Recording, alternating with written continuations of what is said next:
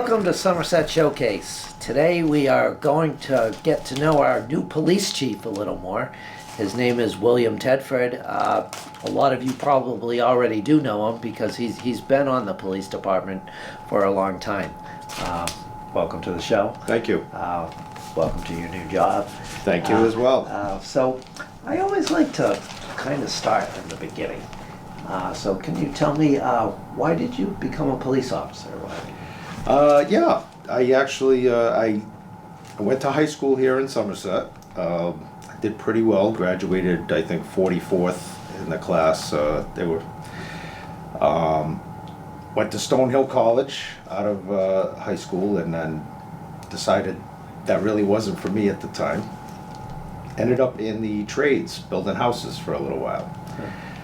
That was excellent experience, but after 7 years of working in all the elements, and it's tough work. I give those guys a lot of credit because I saw myself at age 50 years old and said, am I still going to be able to do this? And it wasn't a union position. There was no pension involved. It was, you go to work, you get paid, and that was it.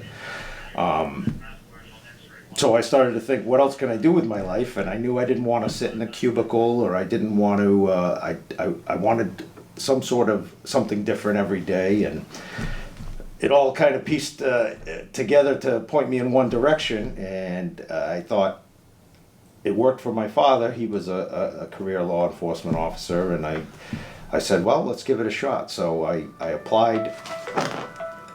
I applied here. It was pretty rigorous back then. These days, hiring and retention, as you probably heard me talk about, is very difficult for everybody. But back then, there were probably 250 applicants for just a few positions. 250 applicants, you had not many positions to fill. It was they had to have it at the high school. It was very intensive. So I actually trained for that. I got in shape. I was lucky enough to be hired as a reserve, and it all took off after that. I still worked my construction job while trying to work midnights here as a part-time, as a reserve officer working dispatch. But it really stemmed, long story long apparently, it really stemmed from the fact that I just didn't want a 9-to-5 daily grind. It was, and no slight to anybody that does that, it just wasn't for me. I like to be hands-on, I like to be outside, I like to be, you name it, and it all pointed here. Where did your father work in law enforcement? In Georgia. Actually, I was born in Georgia, East Point, Georgia, which is just south of Atlanta. I lived there for a little while. My father was already an officer right out of Vietnam. He was hired with the East Point Police Department. He made it to detective sergeant there. And he actually, he worked on a case that was, actually, there was a book written about it, and a made-for-TV movie done on it called, I think it was Everything She Ever Wanted. Ann Rule wrote the book, and it's impressive for me to read because, Detective Sergeant Tedford, and yeah, it was exciting. So he was a cop there in East Point. Then I guess he had maybe what some people would call a midlife crisis, and he decided he wanted to drive trucks across country. Okay, so he did that. I was still very young, and at that point, my parents had split up. My mom brought me up here to where her parents were, which was Berkeley. So that's how I ended up in Berkeley. But I would go down and see my father every year, and he worked for probably 40 years in the field. Once he got the truck driving out of his system, he actually went back in and had to start entry level at a different agency and work his way up from there. But he always seemed to enjoy his work enough to where he wasn't grumbling about it in front of me, at least. So I said, maybe it's something I should look into. I'm glad I did. What do you like about the work? Well, mostly I like the challenges that the job presents. I enjoy now at this point in my career the administrative side of it. I like the budget stuff. I know people are gonna scratch their heads and wonder why, but I like doing the grants. I like making sure that the people who work with me are taken care of with equipment that they have everything they need. I like helping out the town as far as quality of life issues, things like that. It's just what works with my psyche as far as the paperwork, the administration of the department. But I think a lot of that too is because 20 years I was working street level patrol, and as I said during my verbose speech the other night, that I was burned out on that. It was 20 years. 20 years is a long time to do anything. So this has been a great transition for me. What were some of the biggest cases you worked on as a police officer? Yeah.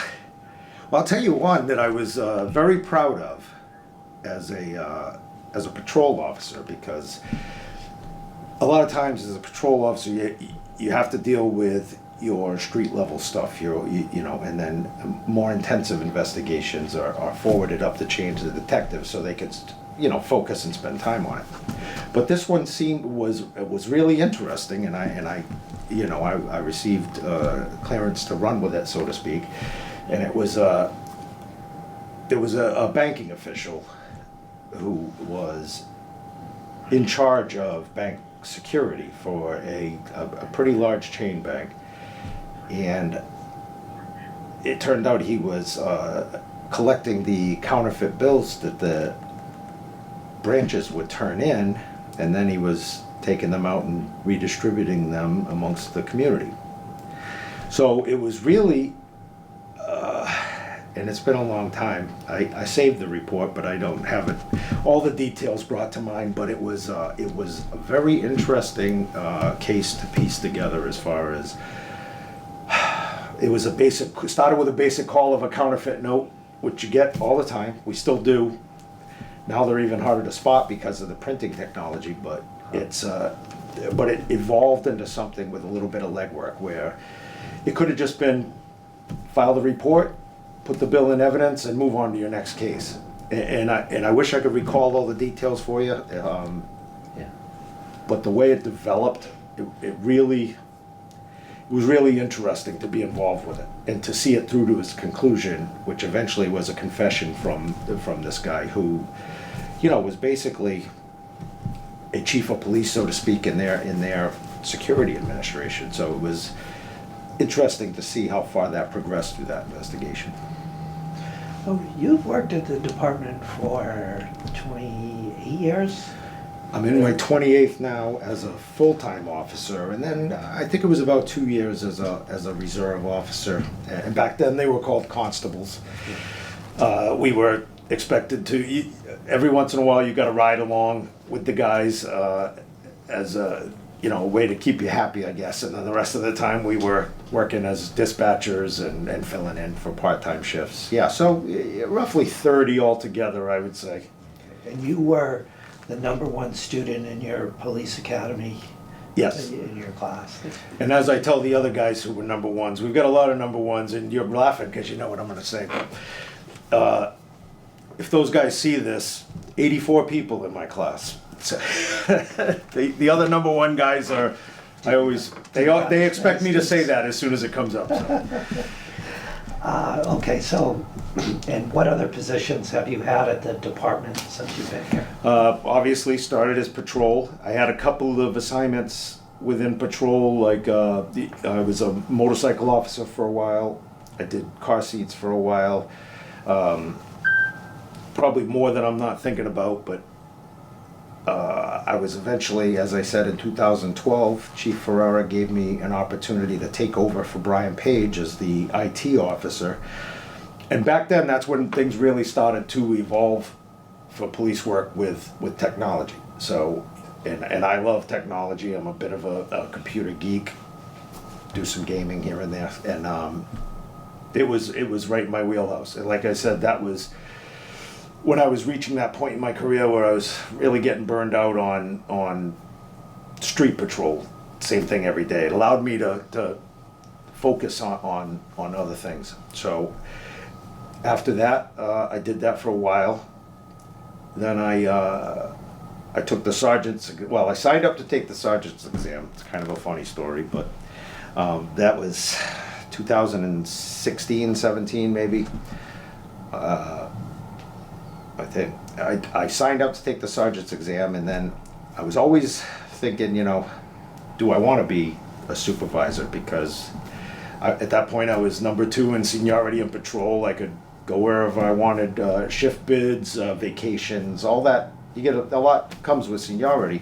It's a lot to give up. You start over again, and now you're going probably to the midnight shift as the junior supervisor, et cetera, et cetera. So I did a lot of thinking about it. And about a week before the exam for sergeant, I wrote a letter to Chief McNeil at the time and said, all due respect, after consideration, I have decided that I don't want to take the exam. And Chief McNeil said, no, you're taking it. I already paid for it. So, which I understand now as a budget guy. So I took it, and after that, I was lucky enough to be promoted to sergeant. I spent a little while there, and when Detective Sergeant Mattos was promoted to detective lieutenant, I was able to take over for him as a detective sergeant. And from detective sergeant, after a couple of years in the detective division, the opening came up for captain, and I threw my hat in the ring, knowing that my strengths were right where they needed to be the captain here.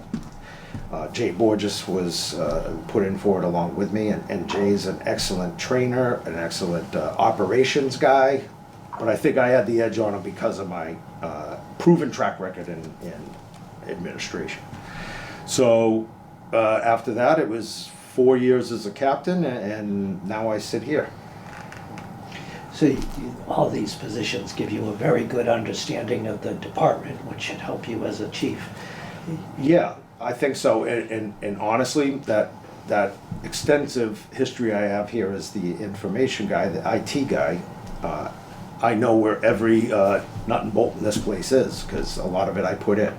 I know all the systems, from the detail system to the records system to the door access codes. All that stuff has been redone by me at one point or another. Not just me, but so not only the internal workings of the divisions, but the nuts and bolts of the building itself.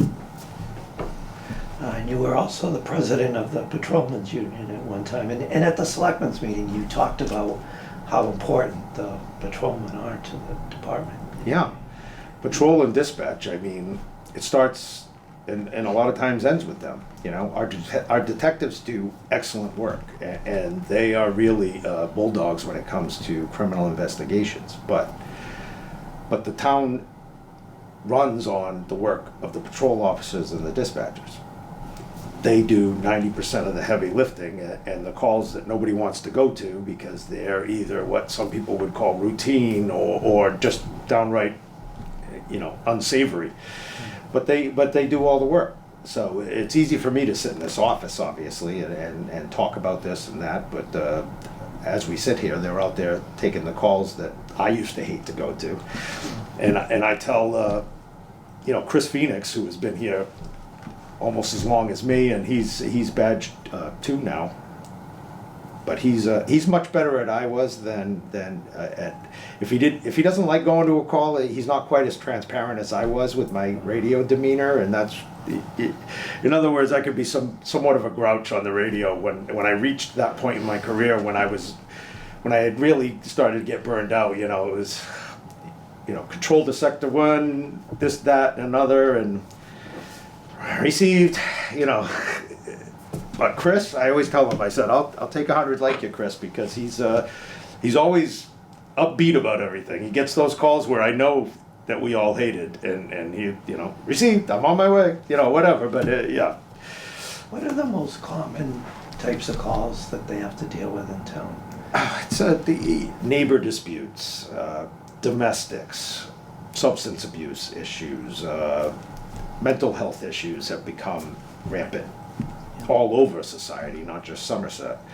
And we have our focus spots. Those are the typical. And the housekeeping stuff like medical emergencies, broken down vehicles, crashes. That all comes with it. And then we have our special challenges like 2 of our hotels in town are the source of, well-documented issues. Home Depot has its issues with theft. I see all the posts on Facebook about all the thefts there. Yeah, It's- yeah. Well, it's everywhere, but yeah, those are the things that sector has to deal with, and now we're getting more housing in town and everything, and it's always been a position of mine that I think we need to expand the police department a little bit. And we're at roughly, if you don't count the SROs because they're busy doing their stuff, we're at basically the same staffing level as when I was hired 30 years ago. And I think anybody who reads the news could tell you that the world is a different place than it was 30 years ago.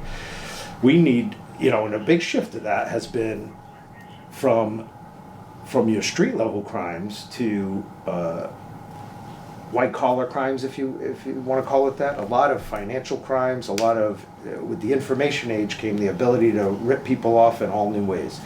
So I'd like to expand our detectives even. They've been doing great work, but they're straight out every day.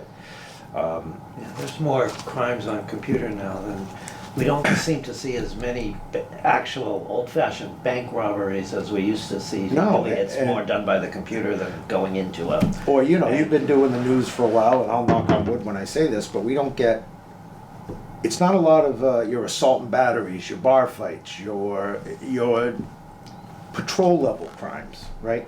It's moved to white collar investigatory crimes where you've got to sit down, spend some time on it. Those financial crimes, I mean, if you read one of their 36-page reports, it's there's a lot that goes into it, and that's what we're seeing more of, because it's just whether it's a generational thing, a societal thing, there's just not a lot of street level crime anymore. But that's not to say that we don't need more patrol officers, because you still get, we've brought in Home Depot, we've brought in another hotel, we've brought in now all the housing that's going in, not to mention North Farm Estates. All that stuff has been brought in, and we've maintained the same level of police officers. And I, like I said in the first meeting, I totally understand. I've lived here for 30 years.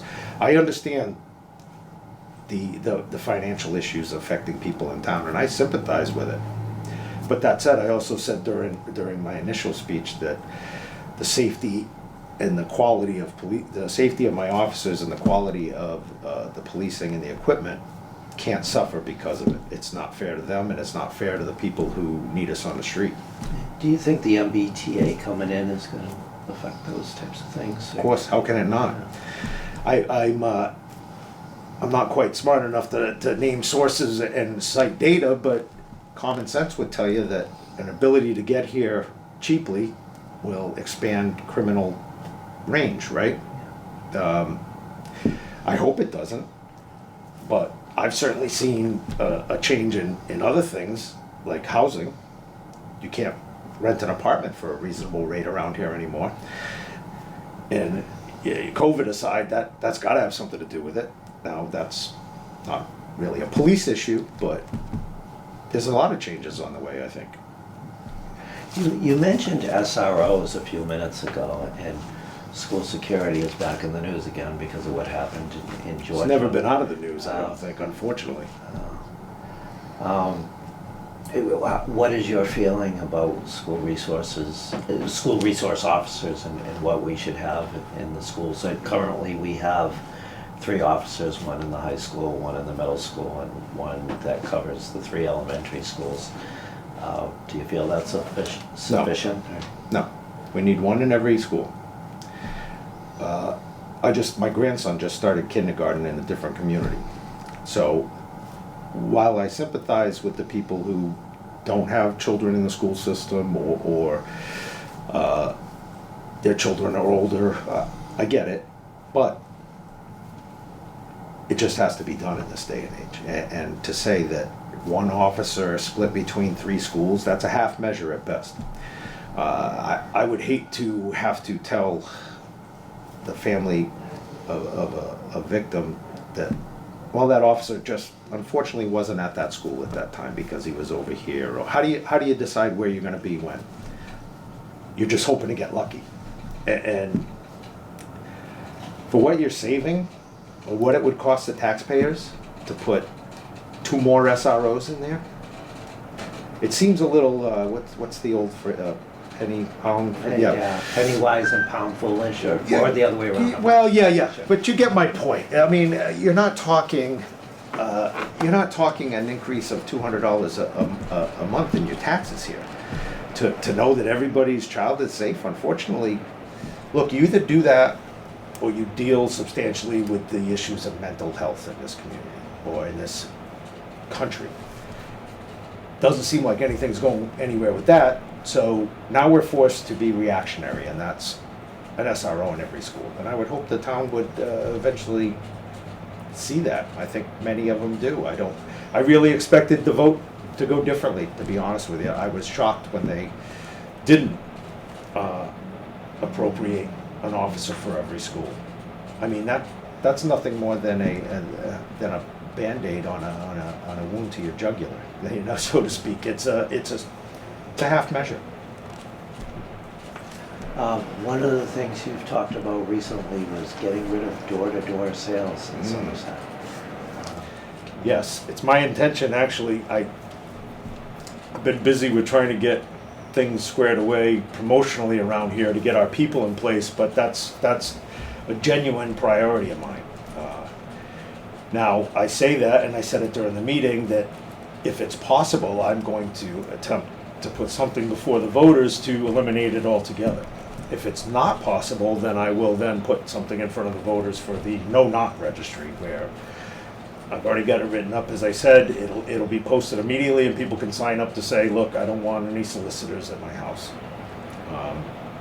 As I mentioned during that speech again, there's no need for it. Back in the 50s, there wasn't social media, it wasn't the information age. I might have needed somebody to come and tell me about the Electrolux vacuum. I might have needed somebody to come over and sell me whatever. I remember the encyclopedia salesman. Right, right. Back then there was a need for it, right, George? But now, if I want to know about solar, I'll research it myself. If I want to, whatever, what have you. You get the point. There's more to risk than there is to gain, much more. And with our elderly population out there, people living alone, not just the elderly, but anybody, they don't have the ability to deal with the sales pitch of some of these people. You know, I think I told you the story, or I told the story.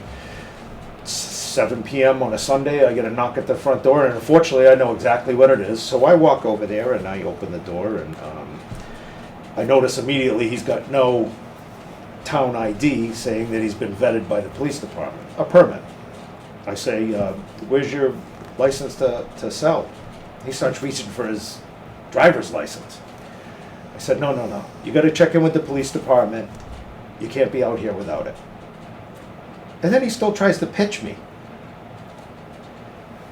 And I'm not this guy, but I said, hey, not for nothing.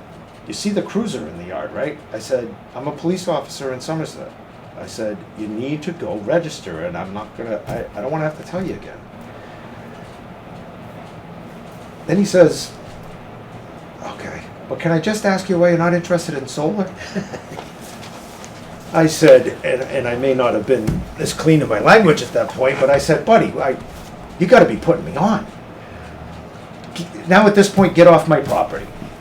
But I tell you that to tell you this, that a lot of people can't deal with people that way. Yeah. And they'll be sucked into this and end up signing something. I can't deal with those people. I hate going to buy a car because I can't deal with them. I will say I do enjoy that because I like to haggle. I'm a notorious haggler. But picture somebody now, this guy gets his foot in the door, and what if he is a criminal type? Just because he's got a clean record when we run him doesn't mean that he hasn't got away with it in the past. And now he's in somebody's home, you know, Mrs. Johnson, who's 85 years old, lives by herself. Tell me about risk and reward now. Did she need the solar pitch? And now she might have a criminal in her house that is in there alone with her. So for me, it's a no-brainer. We don't need it. I don't think most people want it. And if I can get rid of it, that's going to be my first priority. Somebody asked me how that would apply to Girl Scout cookie sales. I live on Chase Street. I have yet to have a Girl Scout knock on my door. I've had several solar guys. So I guess it's a legitimate question. Do they still go door to door? I only say that because I know that they have stationary stands in I've places. noticed But that. again, risk reward, pros and cons. I'll gladly write an apology letter to the Girl Scouts if it hurts their campaigning. But you know what? If that's what it takes, or do we put a caveat in there for Girl Scouts? I don't know. But That question was asked to me, but I would think that Girl Scout leaders would think that would not be the safest thing to do anymore. It would probably be tough to send a kid out going door to door nowadays. I'd say that's a valid concern that, I'm looking at it from our taxpayers' point of view, but yeah, if I'm a They usually have mom or table. dad, I don't know if I want to send my Girl Scout out.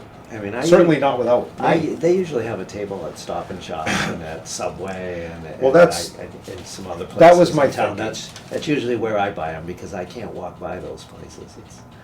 Because you want to help out the Girl Scouts, or you really like the Thin Mints? A little bit of both? Both. Yeah. I try to support my local organization. As we all do, and if you can get some cookies while you're doing it, well, then that's a win-win. Another thing you talked about was community policing. Yeah, You and I can even let hate it- to use the term, because if you recall, I'm tired after, it just became a catchphrase over the years, and a box to be checked. You don't just talk about community policing and to get elected or to get appointed or to, like I said, check a box. You have to actually do it. So that's why I said I don't want to talk about it at my meeting. I tried to lay out what it meant to me in actual, verifiable actions, which is reinstating PAL, the Police Athletic League, for those who don't know, to its full capacity, if not expanding it. That's community policing, not diverting money from that to a traffic enforcement unit to go out and write tickets to folks who are already having a hard time getting by with the economy the way it is, right? PAO is a very popular program amongst those who went there, and I'd love to expand it. The guys who run it do an excellent job, and they love doing it. So you can't talk about community policing and then cut programs like that. I talked about cops in the neighborhoods. That's what I'd want to see if I lived on a side street in Somerset, not drive down, say, Route 6 and see a cop just sitting there all the time. And it's in no means a slight against my patrol officers. They were doing what they were directed to do.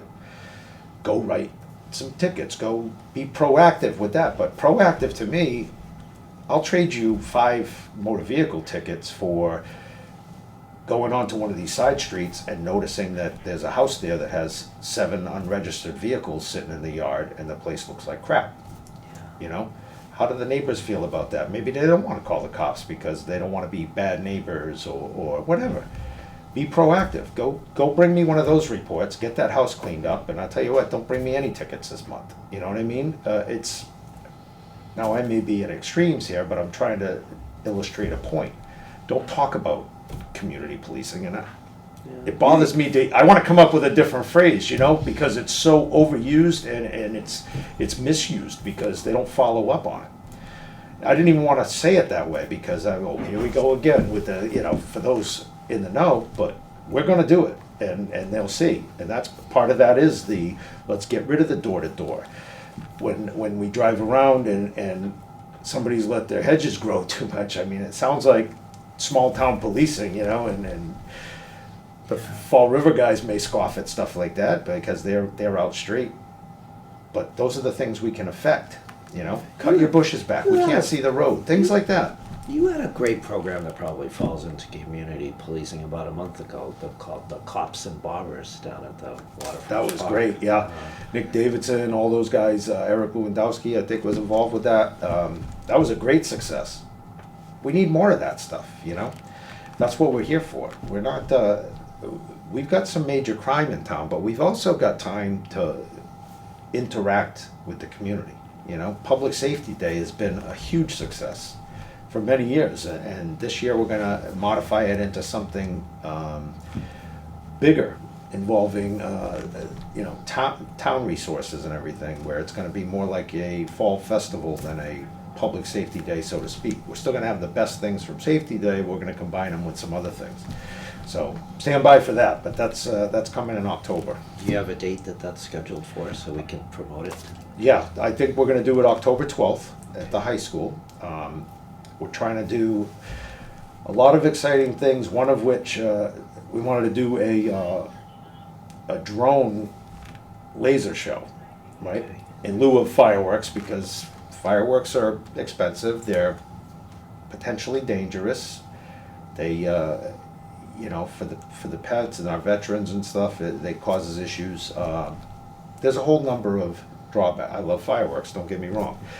But a drone is much cleaner, it's much, and it's interesting, right? But Yeah, I've never seen a drone show, so I would be interested in it. yeah, I guess it's hundreds of these things doing laser show, whatever it is, but I've seen it on the internet, I believe. I've never seen one either, to my knowledge, but it turned out to be pretty darn expensive. So we're still trying to make it happen, but we need some donation help, maybe from some local businesses or something. We'd love to do it. It's just, you're talking over 15 grand, I think, initially looking into these things. But I said we could have Paul Trenholm take the department drone up with a flashlight tied to it, but I don't know if that would impress anybody. He's in charge of your drone unit. Yeah, he does a great job with that. I really like his, that's another thing we brought back that had gone by the wayside, and the drone helps with any number of things, and I listed some of them, from helping the water department out, inspecting their tanks. I mean, that would probably cost you a fortune. Just to have somebody come out and fly a drone so you could check the top of the tank, or he's done some investigation work with our detectives, and you can imagine how, if you got your eyes on a property or a house, to have a drone up high silently rather than sending personnel in there, it's a no-brainer. Missing persons, we're equipped with an infrared scanner up there, so if we lose somebody, an Alzheimer's patient, a young kid, anybody, you can go looking for them. Right. What's it cost you to maintain that? Hardly anything.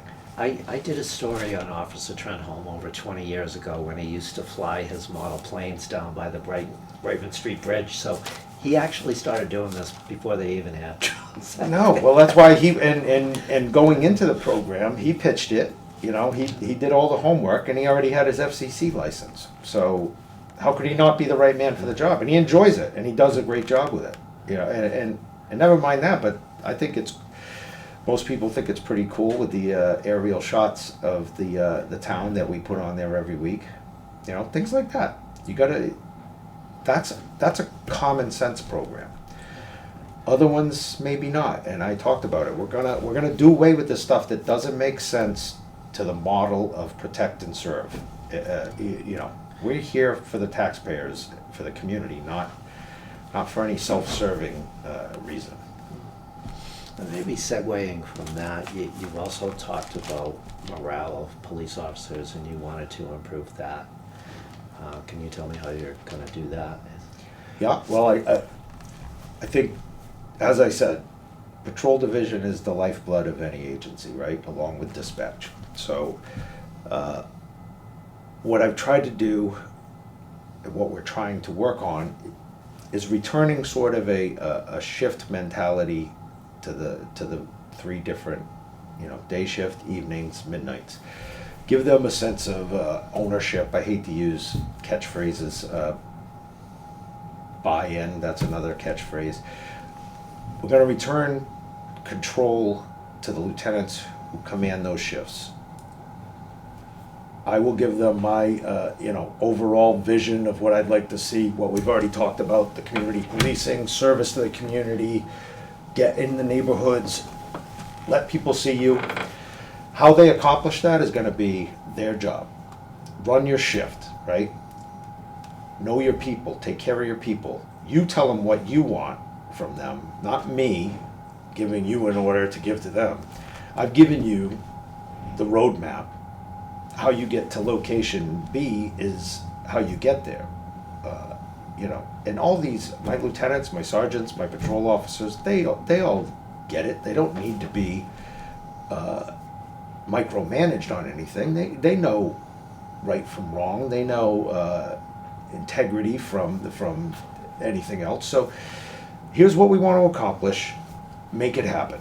And that just makes my job easier to focus on the administrative stuff. I think with that, you get some sense of purpose, some sense of team camaraderie amongst the shift, hey, this is our shift. We work nights. Nights is going to be squared away.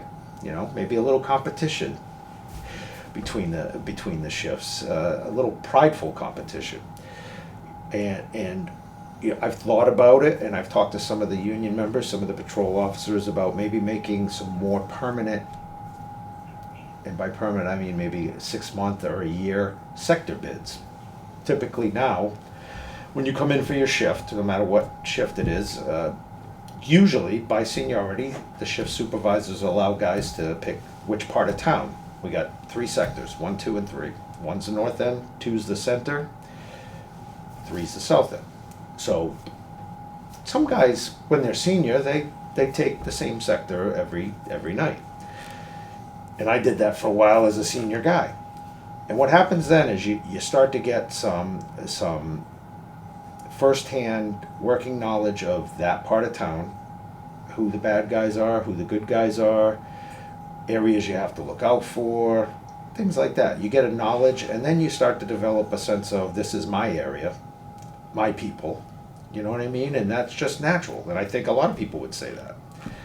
So if we did a longer sector assignment, say, where it's bid, and it's not always by seniority, because we also want the morale of our younger people to improve, right? If they're just shoved with what's left over, a sector nobody wants, or a lot of times the younger people, they want to be out there doing the cops and robbers thing. Maybe they want the south end where it's busier, the hotels, the businesses. But by default, if they're with a senior person, they're always stuck way up in the north end, and they start to get dissatisfied.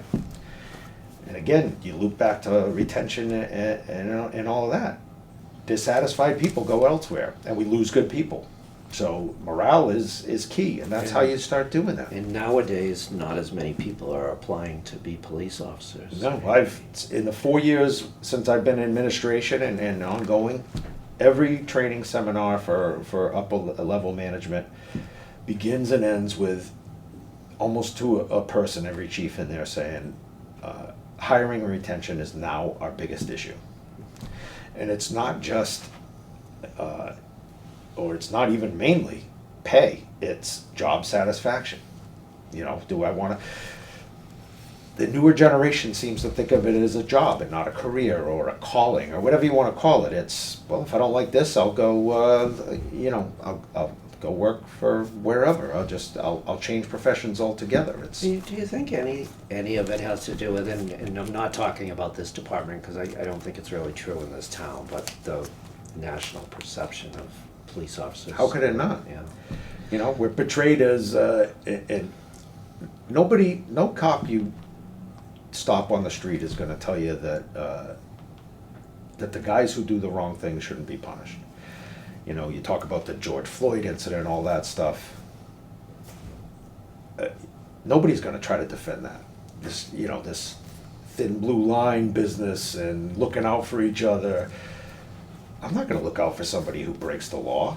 Why would I drag my family down, my reputation, 28 years of building a reputation as having integrity and such?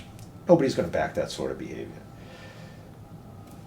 But we see what's happened now. It's the actions of a few people have turned it into, we got to do something about our cops.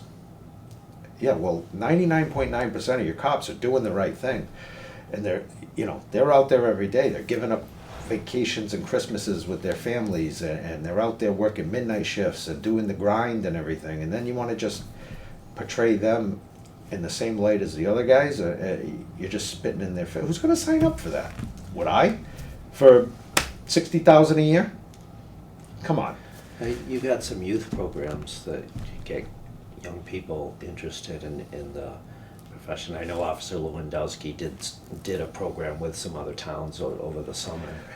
And Officer Amor, both of them. And I actually just had a meeting. They were over at Dayton and they did a regional thing, so to speak, you know, Dayton, Berkeley, some other communities, Somerset.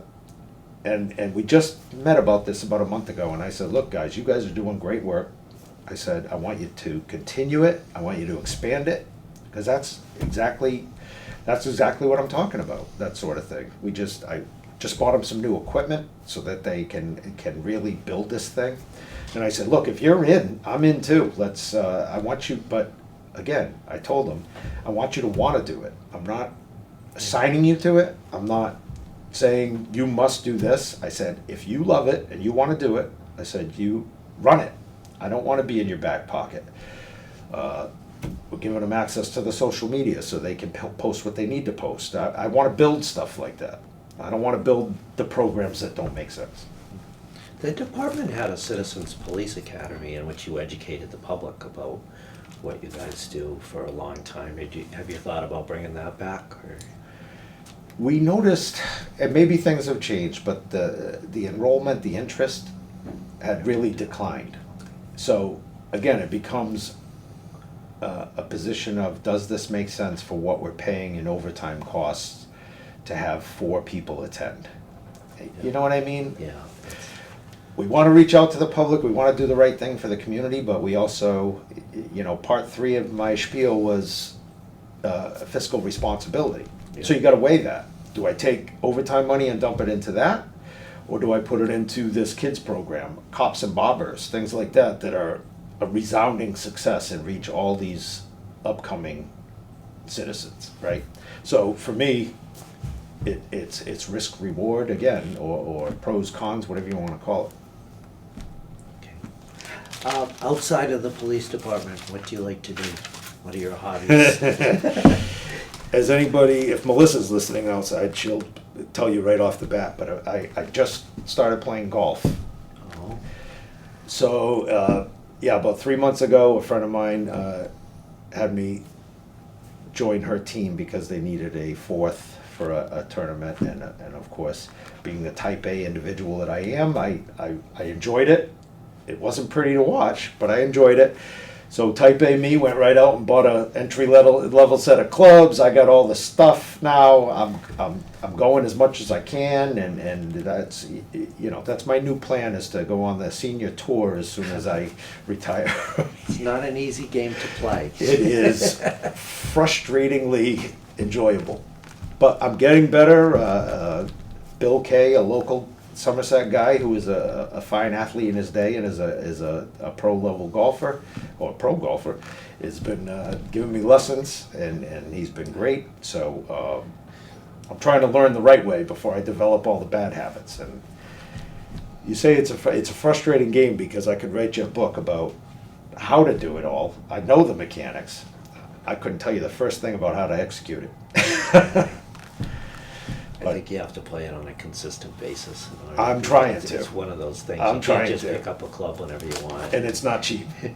But I enjoy it. I really hadn't had a hobby before then. You know, I was doing a lot around the house, building stuff. I like to build, built a shed, deck, things like that.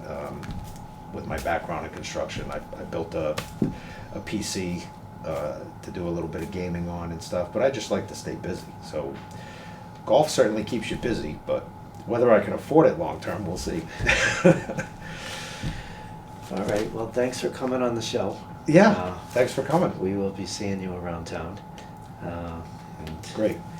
Thanks for all you do for the community, George. I appreciate it too. Thank you for tuning in to Somerset Showcase and listening to our conversation with new Police Chief William Tedford. We will see you next time.